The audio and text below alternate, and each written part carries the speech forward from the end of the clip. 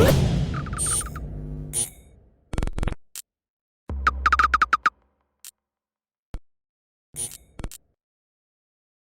is Andy Purewal for Boxing Social in association with Betfred, and I'm delighted joined by Craig Richards over Zoom. Craig, how are you doing?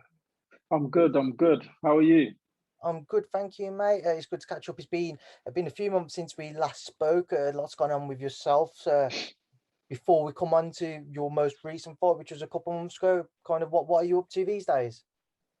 To be fair, I've just been ticking over. I got a hand injury 10 days before the Bivol fight. So obviously I fought with the hand injury, and then obviously after that I had to rest it.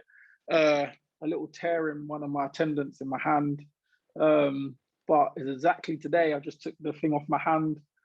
So I should be back punching this week, hopefully end of the week. We'll kind of see how it goes, test it out this week a bit, and then by next week I should be punching back, ready to go again. Mentioning the injury there, obviously just going to the Bivol fight then, how much discomfort did it cause you during the fight? I'm quite strong mentally, so I kind of just switched off from it, to be fair. I knew it was there. That's why obviously the public workout and stuff, we didn't do any punching. We didn't do no punches from the injury. We've got the inflammation down out of the hand by fight night. Jamie, very good hand wrapper. So he done a tremendous job to wrap the hand around it the best we could. And we got in there and we just fought. Like, we just got in there and switched off from it and tried to do what we needed to do. So let's go on to that then. Just reflect on the fight before we do move forwards, Craig. How would you assess your performance now you've had a couple months to reflect? It was a tight fight. I looked at it, close, probably like out of the first 8, 9, probably won about 3 of them maybe. Obviously finished strong, definitely won 10, 11 and 12. 114, 115, 113, 115. It's not like one round in it, can't really argue. It's all about perspective of the fight. And yeah, it was a close fight, and I just know probably I needed to do a lot more, step up maybe a round or 2 earlier to get the job done. But obviously there's a lot of questions that needed answering on the night. First time stepping up to the fight, the Super World Champion. You know that you can punch domestically, you're knocking people out, you're hurting them. You want to know what your power's like at world level. People say it's different there. You want to know, everyone knows I've got a granite chin. Do you have a granite chin at world level? So it was questions. And when I got hit, that was answered, no effect. I hit him, I noticed I hurt him in the 5th. I realized my punch power was effective. And I definitely finished stronger. So it showed that my stamina at world level was good as well. So there was a lot of questions, what needed answering, what was answered throughout the fight. So it kind of just one of them fights that, people say it's a learning fight, but that definitely for me was a learning fight. It definitely showed me ability, and it knew what I needed to grow off to make sure at the top level how I can dominate the sport. It was a huge step up for yourself, Craig, from British to world level. You never had that in between like most fighters will go through. It was obviously just an opportunity you couldn't turn down. So reflecting on it now, do you feel you've proved your credentials at world level and you are a world level light heavyweight? Well, to be fair, look, one round in it, boxing the Super World Champion, you're not even like I'm boxing like the interim one or whatever. It's the Super World Champion who's made loads of defenses, beat 2 current world champions. Obviously, one got stripped the other day, but beat 2 current world champions nearly every round. And I obviously drew him closest to the wire. So it clearly shows I'm definitely world level. If I stepped up earlier, you could kind of see that I had more ability in me to definitely step it up and go through the gears earlier on. Obviously, he's a little bit cautious at times, and not cautious. It was a bit of a chess match. We both had a good level of IQ. We was both thinking in there. We was both setting each other up. And sometimes it looks like, if you looked at my previous fight, I was a bit more explosive, got the knockout. I was there. If you watch his previous fights, he was more explosive. Work rate was higher. But we both kind of nullified each other in a point where we both don't look like we're doing as much as we usually do. But it was a thinking IQ game. We could see where each other was setting each other up and setting traps. So it was a good fight. It was very interesting fight for myself to be in there with someone with the level of IQ that I know I have. It was enjoyable. That's what sport's about. Just talk to me about that a bit more, Craig. Working out Dmitry Bivol when you're in the ring. You mentioned the IQ, trying to read what he's going to throw. How did you find that experience? It was good. You know, it was like usually I can set people up and put people into positions or traps where I want. As I said, like you see my previous fight, we told you was going to get them out between 8 to 12 with Shakan. We knew I was going to break him down. We knew exactly what traps we was going to push him into. Same kind of procedure with Jake Ball. We knew was do this round one, step it through the gears, etc. But it was you're setting him up for traps, and sometimes he ain't falling for them. And he's setting me up for traps, and I ain't falling for them. So we're both like, I'm trying to draw him at certain times. He's not drawing. He's trying to draw me. I'm not giving him what he needs. We both probably at times like wanted a bit more from each other. So people are saying, "Oh, if only he was busier," but that's what he needed me to do what he needed to do, and I needed him to be a bit busier and take more risks to set him up for what I needed to do. So it was a very high level chess match, although people may not have seen that. They're just seeing the output of it. They're not understanding what was going in there. And he said it after the fight in that interview that I had a very good IQ and I wasn't allowing him to do things like nullifying him. But he was doing a similar thing to me as well. So it was a high level chess match. Do you hold any regrets over the fight? As I said, I look at the fight and watching it. I'm thinking if I threw like 3 more punches in certain rounds, then maybe I would have got the nod. You know, it was one of them sort of fights, but there's no regrets. As I said, them 3 more fights could have been the risk that he was looking for me to take. So it swings and roundabouts. It's not a computer game. It's easier to say it now. I'm looking back like it's fight night. I got the control pad. This is real. Like the punches are real. You both feel the punches. So I can't just say I should have, would have, could have. It was a good experience. I'll definitely learn from it and I'll definitely grow from it. He made certain adjustments and adapted in certain ways he hasn't in his previous fights. He changed his guard. He changed certain things that he probably hasn't done before, which was good. He adapted well, but these are the sort of things that I'll be used to and expecting next time to prepare for. It's just like you can't do something unless you've been in it. And I feel like the reason why in such short space of time I can make these jumps and that is because I've dealt with so many different styles in my career. You know, boxing these guys 12-0, 10-0, 14-0, 12-1. All these guys, like when you look at everyone else who came through the domestic scene, no one's had that much experience and beat such good oppositions coming through. And then even like the Bucleone fight on short notice, I would have learned from that. So there's all these fights I would have learned so much from. And now at world level, it's kind of like the first time I stepped up to British level, how much I learned. And I came through, dominated the domestic scene after that, took over, crowned myself the British champion and pushed on. I feel like it's the same situation at world level. Come very close, learned loads and can't wait to get to the drawing board to go and do what I've learned in that fight after that. The domestic scene at light heavyweight stacked with a number of fighters, and there's always talk about Arthur-Yarde, Lyndon Arthur, Callum Johnson. Up until your fight with Bivol, people maybe never really kind of put you in that bracket. Not disrespectfully, it was just for some whatever reason, those guys continue to be spoke about. Do you feel like with your performance against Dmitry, it puts you above those other domestic names now? Yeah, well, I feel like, of course, I've had probably the best CV out of everyone in light heavyweight in terms of all domestic fights, people know, etc., full camps, etc. But at the same time, because I didn't push off of the domestic scene past the British, it's hard to say like these guys like Buatsi and Johnson, they had won the British and pushed on. So it's like, right, you've automatically taken yourself out of the domestic scene now because you've actually pushed on. You know, so for myself now, I've won the British in style KO, and now I've pushed on myself. So now that's when now gives me the argument to take that CV of all them wins. And when you put him in a bracket, that's why arguably you can say, right, he's the best light heavyweight in the UK. So you're mentioning pushing on now, Craig. Obviously, you hold the British title still.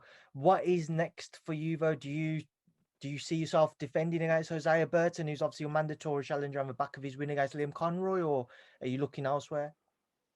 I will just check with the team, to be fair. Like, you know me, I just, whatever I get told, I'll do. If they say, right, that's the fight next, that's the fight. Or they say, listen, you've finished the domestic scene now.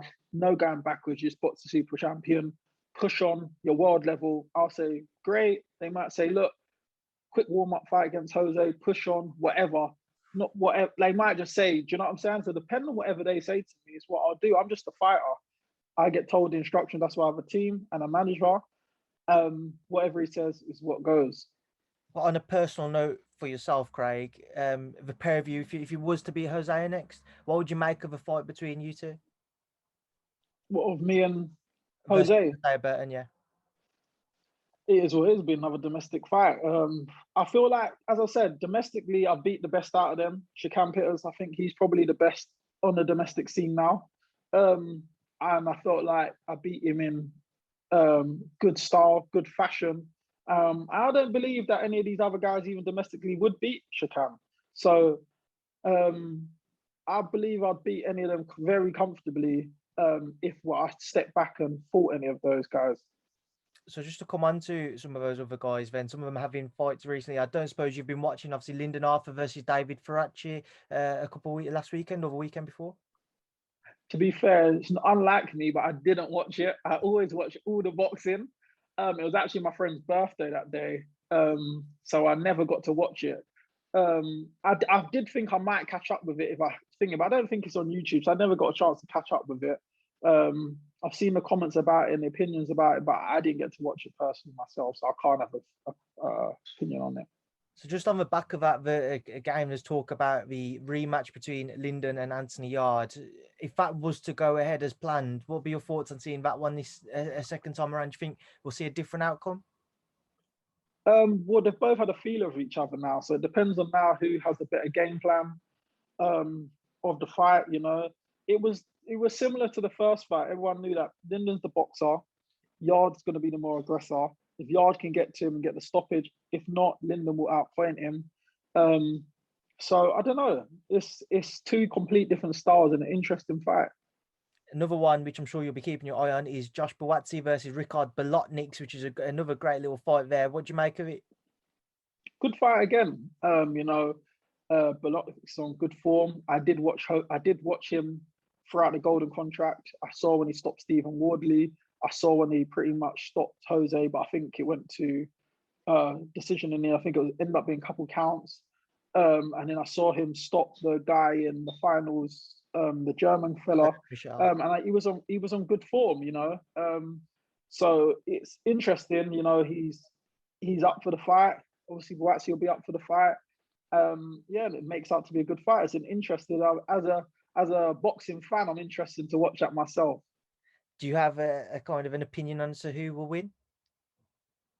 Uh, no, it's an interesting fight.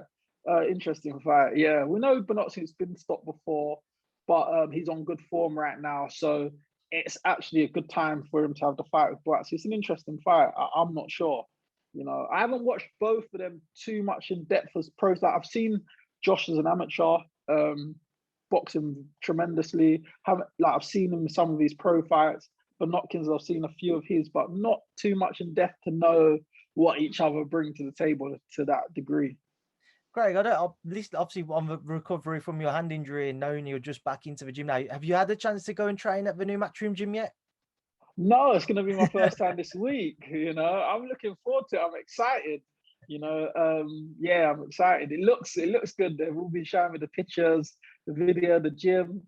I'm just like, I didn't want to come down there because I know I'm a gym rat. Once I'm in, I might just forget the hand injury, just start hitting the bags and just ruin my career. So I said, look, until this hand's better, let me just carry on doing my runs, my strength work, etc. And then when I'm back punching, but I'm looking forward to it this week. I'm going to see it. Obviously, some of the guys in the gym have some fights coming up and some talks of potential fights. To start off with a couple of them and get your thoughts on Conor Ben, Adrian Granados next weekend. What do you make of it? I think Conor will do a job on him. I think he'll do a job on Granados. I think it's Granados. Yeah, I think Conor will do a number on him. Yeah, definitely. I mean, obviously, you got Ted Cheeseman versus Hamza Shiraz, which is being spoken about as Anthony Fowler versus Ted Cheeseman as Yeah, one eliminator. Sorry, okay. one eliminator there to face Ted. Just want to get your thoughts on it. Which one? Fowler and versus Hamza. Shiraz, and obviously the winner of that is a final eliminator stepping up to face the winner of Cheeseman Williamson. Interesting fight. For some reason, I just don't see the Hamza Fowler fight happening at all. To be fair, two different cross promotions, both two important figures on their channels. So the crossover for me, I don't think will happen. So I don't see that fight happening at all, to be honest. It would have been an interesting fight, but I can't see it happening. No, I've seen a few people saying that, Craig. But obviously, in the meantime, we have Ted Cheeseman versus Troy Williamson. Just want to get your thoughts on that.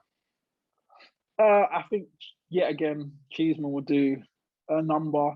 I think I've seen that Troy fight once. I think he boxed. Was he the guy who fought Clifton Mitchell's fighter on a Warren show? I think. I cannot remember. I think it was behind the closed doors. If it was him, I think Ted's very seasoned experiences. Like myself, he's been in a lot of good fights and he's gained a lot of experience. He trains very hard and he'll be up for the fight. He's been through a lot, ups and downs in his boxing career. So he knows what it's like to be on a high and he knows what it's like to be on a low. And I feel like Ted definitely wants to stay on a high. He's buzzing right now and he wants to keep that buzz. So I believe he'll be up for the fight and get the job done. Then just get your thoughts on a few fights which are coming up a little bit sooner, or I say sooner, one sooner and a couple at a later date. Joyce Takam this weekend. Your thoughts, Craig? Very interesting fight. Like, there are actually two fighters that I do rate. In terms of Joe Joyce, I remember when I was coming through starting as an amateur, he was one of the elite fighters that I saw. And I said, this guy, I remember we boxed in the championships and I saw him destroying people. And I said, I think he broke the guy's jaw and eye or something in a tournament in a 3-rounder with amateur gloves. And I said, this guy is a machine. And I just always I know he was knocking a lot of people out in sparring and stuff. And I think he hasn't got the most pleasing style on the eye. His style is more effective than it looks. So I think people underestimate him, but he's a lot better than he looks. And also, I remember when I boxed at the O2, I think I was at the O2 one day and I saw Taka walking down the corridor and I did not know he was that big. He was very thick and big. It's it'd be long if you was trapped in a tight space having a tear up with him in a bar or something. But he's tough and he's very strong. I've seen him when he boxed Chisora. I saw him when I boxed on the AJ bill against him. I watched him up close then. He was a very tough guy. I remember he took AJ to the late rounds, I think the 11th. Back then, I remember AJ was blowing everyone out. It showed he was very tough. So they're both tough and durable fighters. So it's going to be a very interesting matchup, I believe. And obviously, Craig, when we last spoke, there was all the talk of the AJ Fury undisputed bout. It all fell through since then. Instead, we see Fury Wilder 3 at a later date. Was meant to be this weekend as well, but was postponed. And now AJ Usyk seems all but done, just waiting for that official announcement. So on Fury Wilder 3, just get your thoughts on it when that comes around in October. It's more, to be fair, I know because of Fury beat him so conclusively last time, I feel like people believe it will be a walkover this time, but which it may be, it may not be. I think it's a situation where it's he caught him off guard. It's he expected to chase Fury around and catch him with one shot, and Fury just changed the whole game plan in the second fight and came straight at him, which threw Wilder off. But I feel like now obviously he's expecting that as well. He's going to expect everything. It makes it a little bit more interesting because Fury is very adaptable and a good boxer. So you can never write Fury off. And at the same time, Wilder with that one punch, he's always still got that one punch, that dangerous one punch. So you can never write a man off who can punch the way he can punch. So I'm yet again interested in the fight again. Of course, I'd have preferred to see AJ Fury, but I'll do with Fury Wilder. And the other one, Craig, being AJ Usyk, provided that does give a green light, goes ahead. Your thoughts? I think AJ's too big, too strong, and he's very fast. I think that Usyk kind of struggled to keep the heavyweights off of him so far. The thing that he got away with is their explosiveness of the heavyweights he's boxed. AJ's very explosive as well as big and strong. So I feel we might struggle in that department with AJ. Right, Craig, it has been a pleasure to catch up with you this morning. I will look forward to seeing you back in the gym and back in the ring soon. Thank you for your time, mate. Thanks for being Boxing Social. Thank you as always.